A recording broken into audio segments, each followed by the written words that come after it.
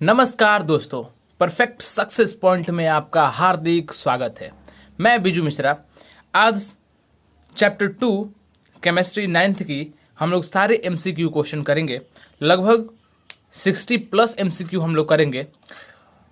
और मैं आप लोगों से इतना ज़रूर कहना चाहता हूं कि आप लोग अपना मनोबल कभी भी डाउन ना करें, कभी भी डाउन ना करें। एक टीचर होने के नाते मैं आपसे यह बार बार कह रहा हूं कि हरदम अपना मनोबल ऊंचा रखे। पीछे के सारे राज भुला दे कि मैंने पीछे क्या किया, अभी से स्टार्ट कर दे।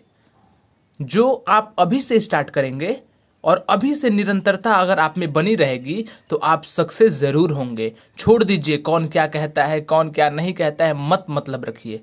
मैं कुछ भी मतलब नहीं रखता, समझ में। तो अपने स्टूडेंट से एक बात मैं कहना चाहता हूं कि दफन गहराइयों में सारे तेरे राज कर दूं।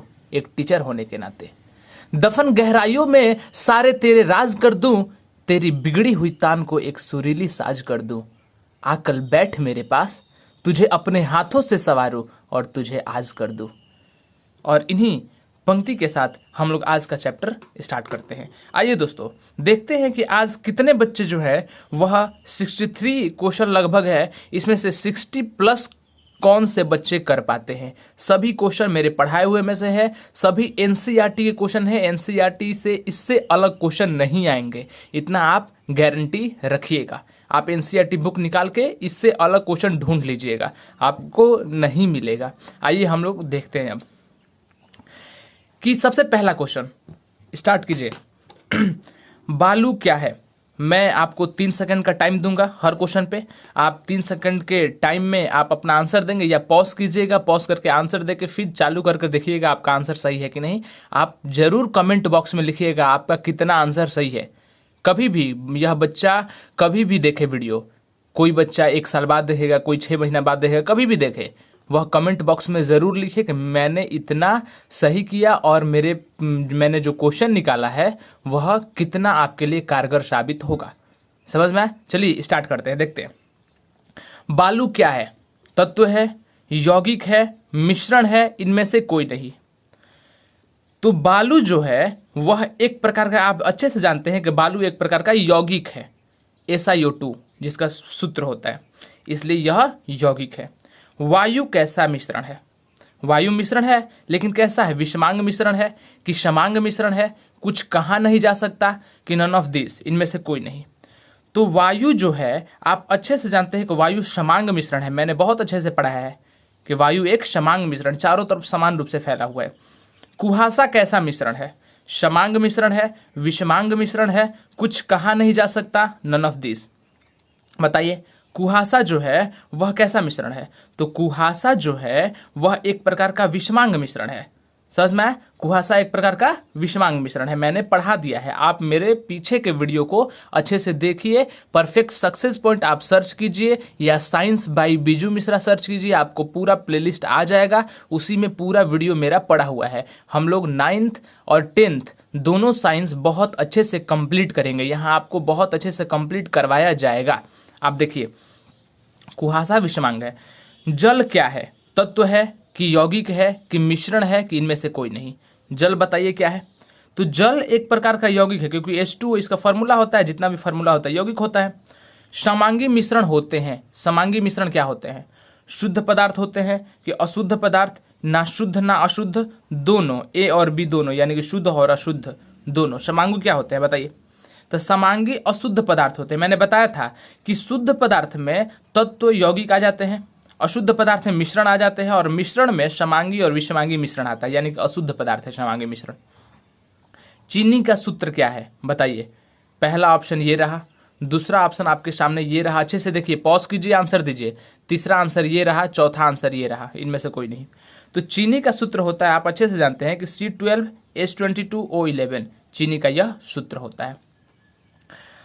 अगला क्वेश्चन, अभी तक ज्ञात कुल तत्वों की संख्या कितनी है? 114, 116, 118, इनमें से कोई नहीं। बताइए अभी तक कुल कितने तत्व ज्ञात हैं? तो अभी तक कुल 118 तत्व ज्ञात है, हमारे आवर्त सारणी में है। ठीक है। प्राकृतिक रूप से कुल कितने तत्व विद्यमान हैं? ये मैंने इससे पहले कराया था कुल कितने तत्व हैं, प्राकृतिक रूप से कुल कितने तत्व हैं, 96, 118, 94, 116, बताइए। तो प्राकृतिक रूप से कुल 94 तत्व विद्यमान है। यह पीछे के वीडियो मैंने पढ़ाया है, जो पढ़े हैं वो अच्छे से जानते हैं। अब आइए आपके क्वेश्चन, 113वें तत्व का नाम क्या है? तो 113वें तत्व का नाम बताइए। मोस्कोवियम है, टेनेशाइन है, निहोनियम है, नॉन ऑफ दीज है, या इंग्लिश में भी यही बोलते हैं, ठीक है, इंग्लिश नाम ही है यह। तो 113वें तत्व का नाम जो है मैंने अच्छे से बताया था, निहोनियम है 113वें तत्व का नाम। और इसको पहले यूनट्रियम कहा जाता था, बाद में इसको 2016 में बदला गया और निहोनियम अच्छे से अस्थायी रूप से इसको शामिल कर दिया गया। 118वें तत्व का नाम क्या है बताइए? ऑर्गेनिज्म, मोस्कोवियम, यूनट्रियम, इनमें से कोई नहीं। तो आपको अच्छे से पता है कि 118वें तत्व का नाम है ओगेनिजन, समझ में आया? ओगेनिजन 118वें के तत्व का नाम है। आईयूपीएसी का पूरा नाम क्या है बताइए? आईयूपीएसी का पूरा नाम क्या है? तो आईयूपीएसी का जो पूरा नाम है, international union of pure and applied chemistry. International union of pure and applied chemistry, मैं लिख देता हूं, international union of pure and applied chemistry, समझ में? तो international union of pure and applied chemistry IUPAC का पूरा नाम होता है। चलिए अगला क्वेश्चन बताइए, 114वें तत्व को कब शामिल किया गया बताइए? 114वें तत्व को कब शामिल किया गया? 2016 में, 1994 में, 2003 में, इनमें से कोई नहीं, बताइए। तो 114वें तत्व को आपको अच्छे से पता है कि 1998 में शामिल गया था, यानी ऑप्शन है ही नहीं, यानी कि इनमें से कोई नहीं, 1998 में शामिल किया गया था। चलिए बताइए 116वें तत्व का नाम क्या है, नाम बताइए। तो 116वें तत्व का नाम है लिवरमोरियम। लिवरमोरियम मैंने पीछे के वीडियो में बहुत अच्छे से आपको समझाया हुआ है कि 116वें तत्व का नाम क्या है, 113वें, 12वां, सब यहाँ तक जो था वह मैंने 13 तक सब बस पार्ट 1 का वीडियो से मैंने क्वेश्चन निकाला है। अगर कोई भी बच्चा स्टार्ट करता है, देखता है कि पार्ट 1 में क्या देखो, तो आप देख सकते हैं कि पार्ट 1 से आपने कितना आंसर दिया। अपने आप को जज कीजिए, आप खुद को बहुत अच्छे से जानते हैं, आपको कोई आपकी कमजोरी नहीं जान सकता, बस आप जानते हैं कि मेरी कमजोरी कहाँ है, मैं कितना अच्छे से पढ़ता हूँ, समझ में? तो आप इसको बहुत अच्छे से पॉजिटिव रूप में लीजिए और अपना हरदम ध्यान दीजिए। आइए देखते हैं अगला क्वेश्चन कि एक ऐसी अधातु का नाम बतावे जिसमें चमक होती है। ब्रोमीन, ग्रेफाइट, आयोडीन, पारा। तो एक ऐसी अधातु वह है जिसमें चमक होती है, वह है आयोडीन। वैसी कौन सी धातु है जो कमरे के ताप पर द्रव रूप में पाई जाती है? ब्रोमीन, पारा, ग्रेफाइट, आयोडीन। तो कमरे के ताप पर द्रव में पाई जाने वाली धातु पूछ रहा है, तो धातु पूछ रहा है तो पारा हो जाएगा, ठीक है। और अधातु पूछता यही तो ब्रोमीन हो जाता। कमरे के ताप पर द्रव रूप में पाई जाने वाली अधातु ब्रोमीन, और धातु अगर पूछेगा कमरे के ताप पर द्रव रूप में पाई जाने वाली तो पारा। आयोडीन होती है जिसमें चमक होती है। ग्रेफाइट है वह वैसा अधातु है जिसमें यह विद्युत का सुचालक होता है। समझ में? अपवाद में है, क्योंकि अधातु विद्युत का सुचालक होते नहीं है लगभग, यह अपवाद में होता है, इसमें विद्युत का सुचालक यह होता है। बताइए क्लोरीन क्या है?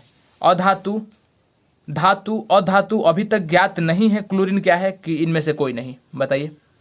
तो क्लोरीन है, आपको अच्छे से पता है कि क्लोरीन क्या है, आंसर दे दिया आपने। क्लोरीन एक अधातु है। जल बनने में ऊर्जा का क्या होता है? जब जल बनता है तो ऊर्जा का क्या होता है? उत्सर्जन होता है कि अवशोषण होता है, कि न उत्सर्जन न अवशोषण, कि इनमें से कोई नहीं, बताइए। तो जल बनने में ऊर्जा का अवशोषण होता है। मैंने बताया था जब लाइट इसमें दिया जाता है, करंट दिया जाता है, तो उसका अवशोषण करता है, फिर जल बनता है। मैंने यह सारे क्वेश्चन पीछे के वीडियो में पढ़ा दिया है, प्लीज सारे लेक्चर जरूर देखें।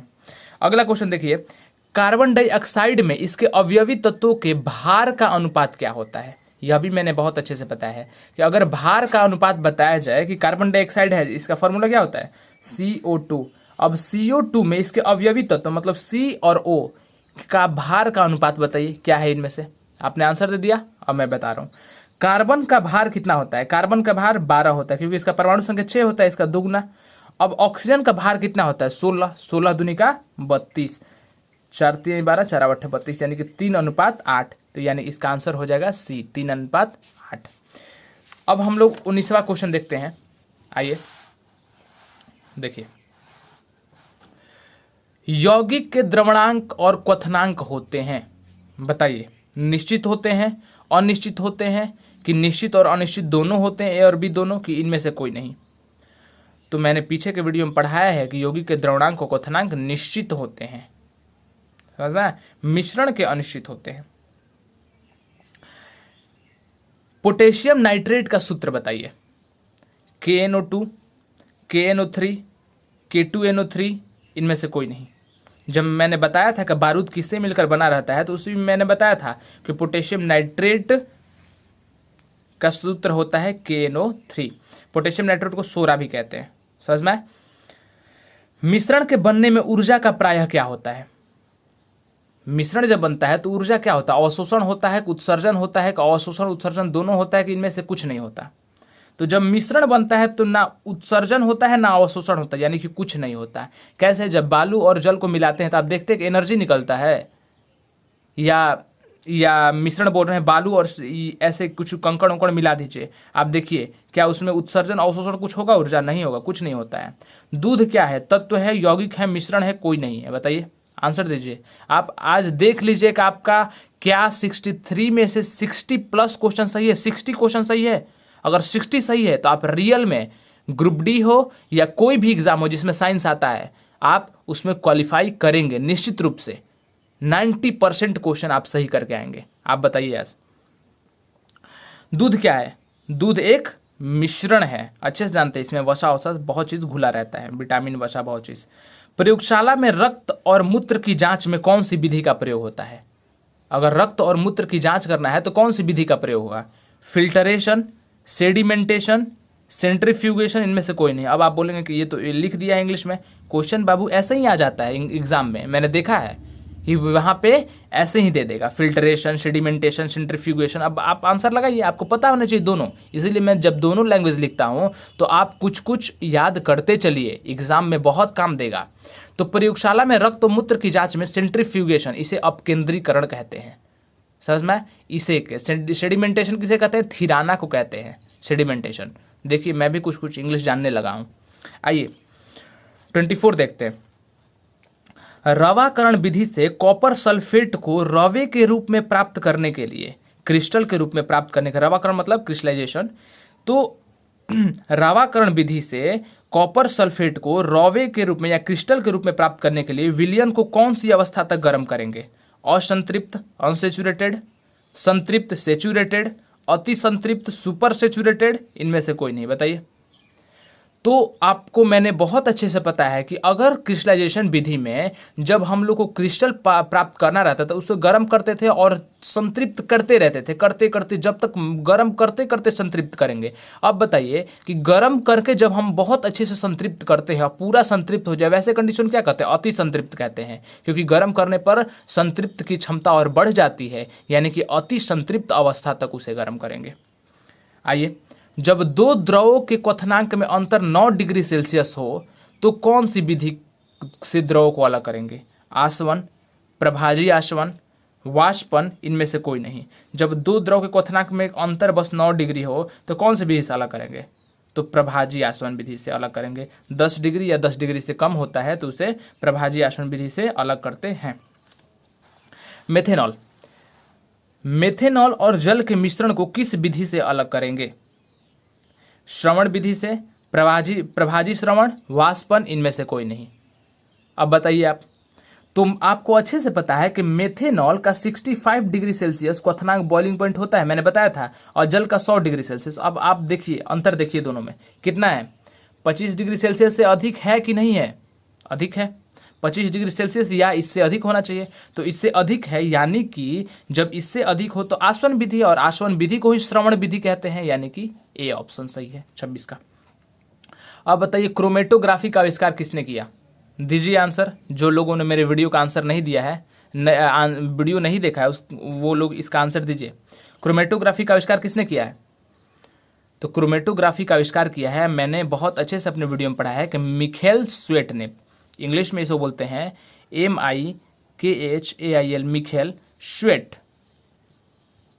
ठीक है, मिखेल स्वेट, हिंदी में मिखेल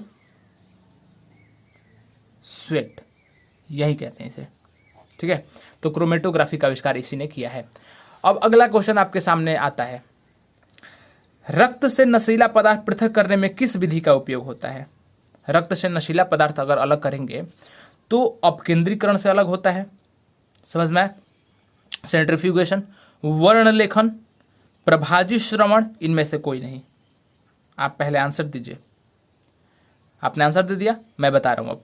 तो रक्त से नशीला पदार्थ पृथक करने में वर्णलेखन यानी कि क्रोमेटोग्राफी का प्रयोग होता है। क्रोमेटोग्राफी इसी को कहते हैं, हिंदी में वर्णलेखन कहते हैं। आप दोनों नाम आपको पता होना चाहिए। तो रक्त से नशीला पदार्थ अलग करने में क्रोमेटोग्राफी का प्रयोग होते हैं, जिससे रंग अलग किया जाता है ना, मैंने बताया था जो, वह उसी से रक्त से नशीला पदार्थ भी अलग करते हैं। अब बताइए, कांच का टूटना कौन सा परिवर्तन है? भौतिक है, रासायनिक है, कुछ कहा ही नहीं जा सकता, कि नन ऑफ दिस? तो कांच का टूटना जो है अच्छे से पता है कि फिर से वह गर्म करने पर जुड़ सकता है, मैंने बताया था यह कि यह भौतिक परिवर्तन है।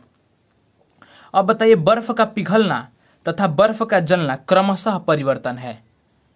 बर्फ का पिघलना और बर्फ का जलना क्रमशः परिवर्तन है, भौतिक रासायनिक, कि रासायनिक भौतिक, कि दोनों भौतिक दोनों रासायनिक? बताइए। तो क्रमशः कहने का मतलब है कि पहले आप इसका आंसर देंगे फिर इसका आंसर देंगे। तो बर्फ का पिघलना कौन सा परिवर्तन? तो बर्फ का पिघलना भौतिक है, क्योंकि जानते हैं कि बर्फ जब पिघलता है, सॉरी मैंने मोम के जगह मोम लिखना चाहिए था, यहां मैंने बर्फ लिख दिया है। ठीक है, मोम का पिघलना, और अगर बर्फ का पिघलना दिया रहता है तो बर्फ का पिघलना भी भौतिक परिवर्तन होता है, समझ में? बर्फ का पिघलना भी भौतिक परिवर्तन होता है। और बर्फ का जलना भी अगर यानी कि उसको जलाएंगे भी हम तो जल में परिवर्तित होगा, और जल में परिवर्तित होगा यानी कि किस में परिवर्तित हो जाएगा? वह वाष्प में परिवर्तित होगा, और वाष्प में परिवर्तित होगा तो पुनः द्रव में परिवर्तित किया जा सकता है, यानी कि यह भी भौतिक परिवर्तन हो जाएगा। यानी कि अगर दोनों का हम आंसर देंगे तो दोनों भौतिक आंसर हो जाएगा। ठीक है, लेकिन मेरे क्वेश्चन का अनुसार था कि मोम का पिघलना और मोम का जलना क्रमशः परिवर्तन कौन सा है? बताइए। अगर मोम रहेगा, मोम का पिघलना मोम का जलना कौन सा परिवर्तन? तो मोम का पिघलना दे देगा तो भौतिक परिवर्तन है। आप जानते हैं कि मोम ऐसे ही अगर रखा जाए बिना जलाए पिघल जाए तो उसका द्रव्यमान वही रहता है, बदलता नहीं है, यानी कि भौतिक है। लेकिन अगर मोम को जला दिया जाए तो उसका द्रव्यमान बदल जाता है, यानी कि वह रासायनिक हो जाएगा। ठीक है, गोबर गैस का बनना कौन सा परिवर्तन है? गोबर गैस का बनना कौन सा परिवर्तन है? मैंने ये भी बहुत अच्छे से पढ़ा है, हर एक क्वेश्चन पढ़ाया हुआ मैंने दिया है। अब अगर आप इसमें से क्वेश्चन नहीं कर पा रहे हैं तो आपको बहुत ज़्यादा रिवीजन की ज़रूरत है। आप रिवीजन कीजिए, नहीं तो आप औरों से पीछे हो जाएंगे। बाबू, यह दूसरा चैप्टर है, अगला चैप्टर तो हम लोग अभी लेके आने वाले हैं। जब पूरा NCERT कंप्लीट होगा, मैं आपको दिखाऊंगा कि रेलवे के एग्ज़ाम में भी, सोच लीजिए, रेलवे के एग्जाम में भी 90% से ज़्यादा क्वेश्चन मेरे पढ़ाए हुए से आएंगे। इतना आप याद रखिएगा, समझ में? मैं ऐसे ही नहीं बोल रहा हूँ, कुछ कंटेंट आपको दे रहा हूँ, आप खुद पढ़ के आपको लग रहा होगा कि हाँ क्वालिटी है कि नहीं है। आप देखिए कि गोबर गैस का बनना कौन सा परिवर्तन है? तो गोबर गैस का बनना जो है वह मैंने अच्छे से बताया कि रासायनिक परिवर्तन है।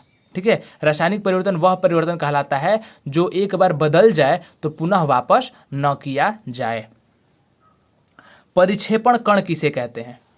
कहते हैं विलय को कहते हैं, विलायक को कहते हैं, विलयन को कहते हैं, कि इनमें से कोई नहीं? परिक्षेपण कण किसे कहते हैं?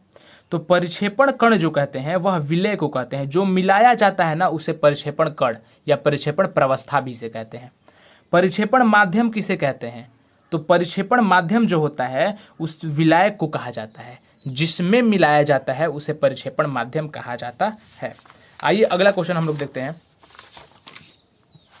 34 क्वेश्चन पहला है कि सार्वत्रिक विलायक किसे कहा जाता है? चलिए बताइए, एक लाइन का क्वेश्चन है, मैंने ऑप्शन नहीं दिया है। सार्वत्रिक विलायक यूनिवर्सल सॉल्वेंट किसे कहा जाता है? तो सार्वत्रिक विलायक जो होता है वह जल को कहा जाता है। मैंने यह बताया था बहुत अच्छे से कि सार्वत्रिक विलायक जल को कहा जाता है। आइए अगला क्वेश्चन, किसी निश्चित ताप पर बना वैसा विलयन, वह विलयन अगर ताप निश्चित हो तो जिसमें विलय की और अधिक मात्रा उस ताप पर घुलाई जा सकती है, विलय और अधिक घुलाई जा सकती है, वह कौन सा विलयन? संतृप्त, सेचुरेटेड, अनसेचुरेटेड, असंतृप्त, अति संतृप्त, super saturated, none of this. कौन सा होगा? तो और घुलाई जा सकती है यानी असंतृप्त है, क्योंकि ताप तो निश्चित है। अगर ये रहता कि अगर ताप बढ़ाई जाए और घुलाया जाए तो वह जब कौन सी अवस्था थी उसके बाद घुलाया जाए, तो संतृप्त अवस्था थी उसके बाद घुलाया स्टार्ट हुआ, समझ में? तभी ताप देने पे वह घुलना और अधिक स्टार्ट होता है। 36वां, विलय की विलेयता ज्ञात करते हैं किस सूत्र से? आप बताइए, विलय की विलेयता किस सूत्र से हम लोग ज्ञात करते हैं? तो विलय बटा में विलाय गुणे 100, मैंने बताया था विलय बटा में विलाय गुणे 100 होता है विलय की विलेयता, और विलयन का सांद्रण देता तो विलय बटा में विलयन गुणे 100 प्रतिशत के रूप में। किसी द्रव में किसी गैस की विलेयता पर दाब का क्या प्रभाव पड़ता है? किसी द्रव में किसी गैस की विलेयता, मतलब गैस को हम लोग घुलाएंगे तो दाब का क्या प्रभाव पड़ता है?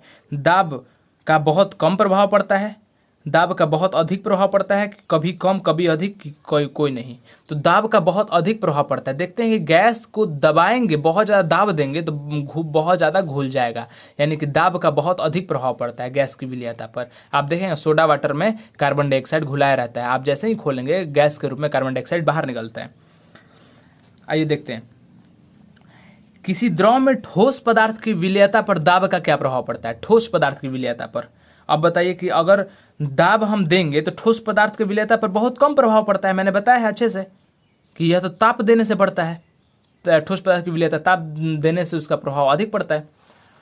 अब बताइए, ताप बढ़ाने से किसी विलायक में गैस की विलेयता क्या होगी? ताप जैसे ही देंगे तो किसी विलायक में गैस की विलेयता, गैस की घुलने की क्षमता जो है वह क्या होगी?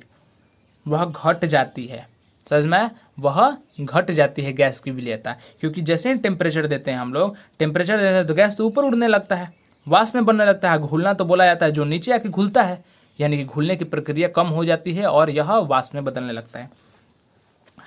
ताप बढ़ाने से किसी विलायक में ठोस की विलेयता क्या होती है? तो आप अच्छे से जानते हैं कि जब हम लोग ताप देते हैं, इसमें चीनी घुलाया जाए तो ताप देने से चीनी और अधिक घुलेगा, यानी कि ताप बढ़ाने से किसी विलायक में ठोस की विलेयता बढ़ जाती है। Option A. 41, विलयन का सांद्रण इनमें से किससे ज्ञात कर सकते हैं? विलयन का सांद्रण इनमें से किससे ज्ञात कर सकते हैं? पहला, विलय बटा में विलायक, विलय बटा में विलयन, दोनों में से कोई नहीं। बताइए तीन ही ऑप्शन में से।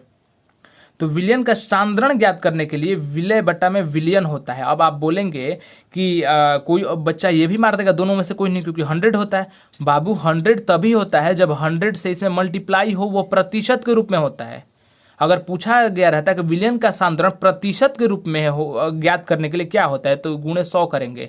अगर विलयन का सांद्रण बस पूछ देगा और विलय बटा में विलयन भी ऑप्शन में रहेगा तो आप इसे मार कराएंगे, आपका गलत नहीं होगा, क्योंकि अच्छे जानते हैं कि जब 100 से मल्टीप्लाई करते हैं तो वह प्रतिशत के रूप में होता है। स्याही किसका उदाहरण है? निलंबन का, विलयन का, कोलाइड का, इनमें से कोई नहीं। तो मैंने बताया है स्याही जो है कोलाइड का उदाहरण है। टूथपेस्ट किसका उदाहरण? मैं आप जल्दी जल्दी करवा रहा हूं क्योंकि मैंने पीछे के वीडियो में अपने सारे यह सब बहुत अच्छे से क्लियर कर चुका है। जो बच्चों को समझने में दिक्कत हो रही है वो पीछे का वीडियो प्लीज जरूर देखें। टूथपेस्ट किसका उदाहरण है? निलंबन का, विलयन का, कोलाइड का, इनमें से कोई नहीं। तो टूथपेस्ट कोलाइड का। आप वीडियो पॉज करके आंसर देते रहिएगा।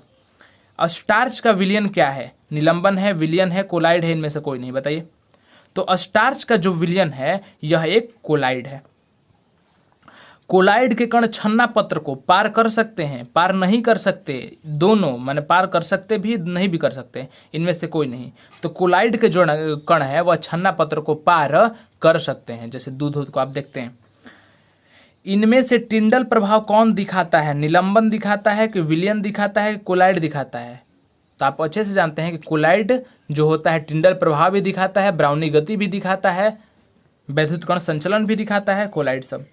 टिंडल प्रभाव क्यों होता है? तो टिंडल प्रभाव जो होता है प्रकाश का परावर्तन की वजह से होता है कि प्रकाश का अपवर्तन की वजह से, प्रकाश का प्रकीर्णन, इनमें से कोई नहीं। बताइए। तो टिंडल प्रभाव प्रकाश का प्रकीर्णन होता है। जब कोलाइड के कण प्रकाश का प्रकीर्णन कर देते हैं तभी टिंडल प्रभाव होता है। पीछे के वीडियो में मैंने बता चुका हूं मैं।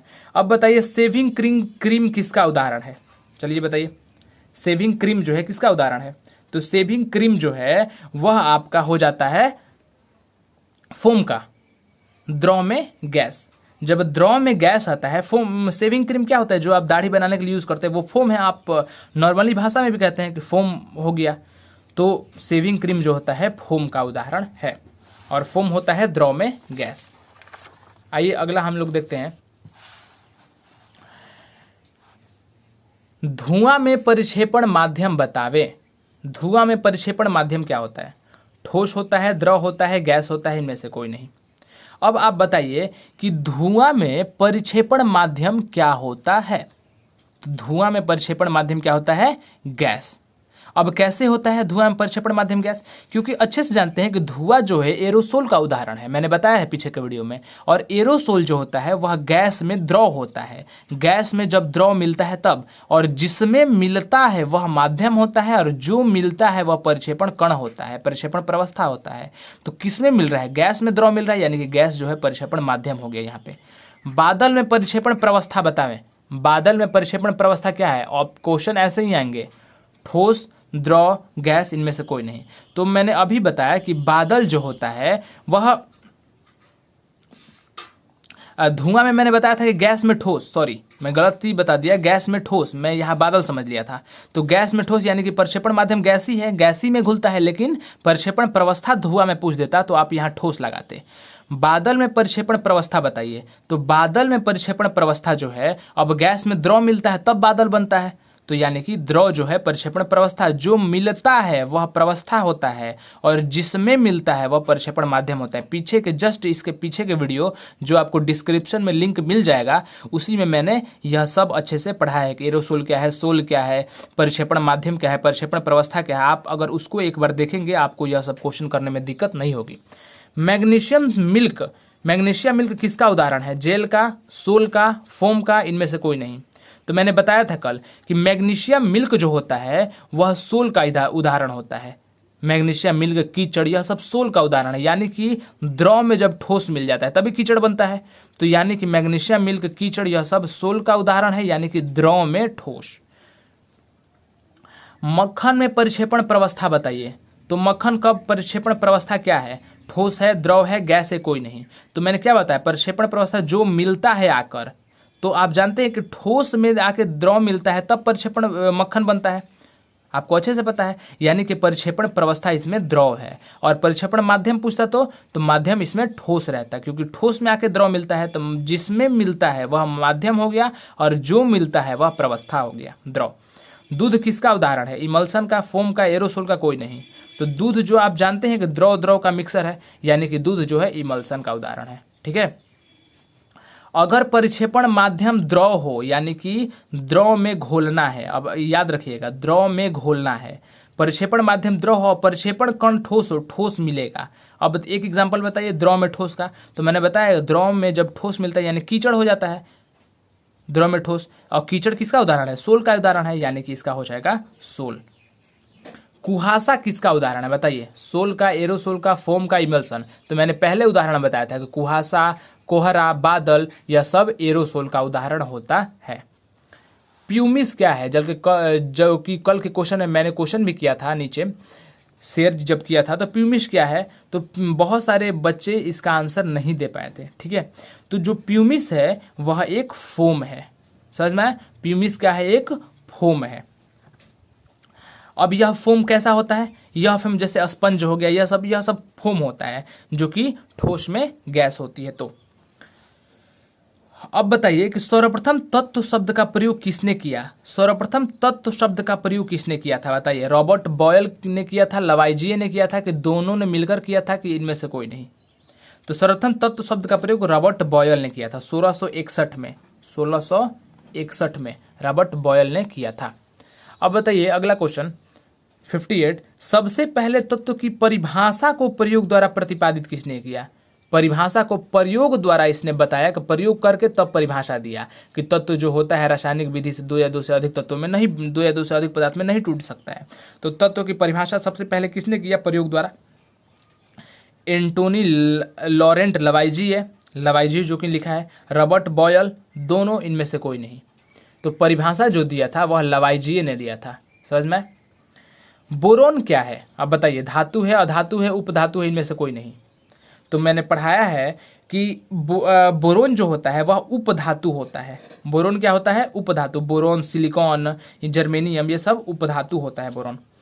कितने तत्व कमरे के तापमान पर गैस है? बताइए, कितने तत्व जो है कमरे के तापमान पर गैस है?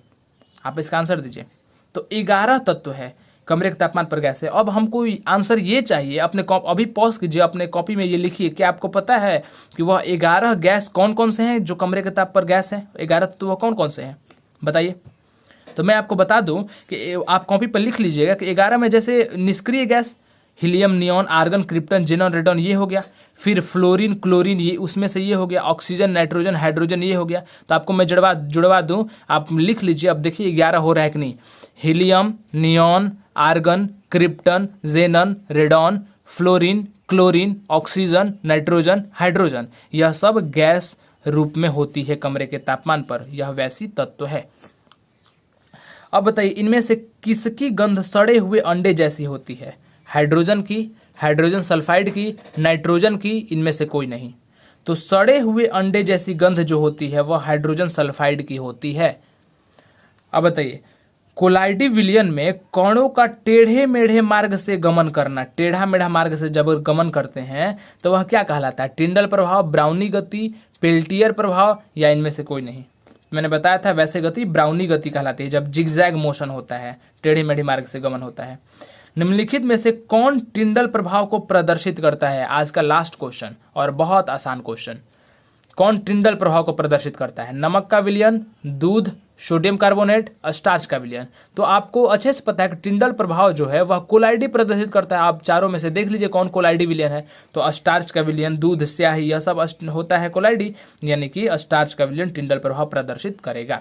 तो दोस्तों आपने देखा कि हम लोग 63 क्वेश्चन कीजिए और 63 में से आपका कितना सही हुआ, और जो क्वेश्चन पैटर्न है वह मैंने कॉपी पे लिखा है। तो इसलिए आप ये ध्यान नहीं देंगे कॉपी पे पढ़ा रहे हैं कुछ भी, आपको पढ़ने से मतलब होना चाहिए।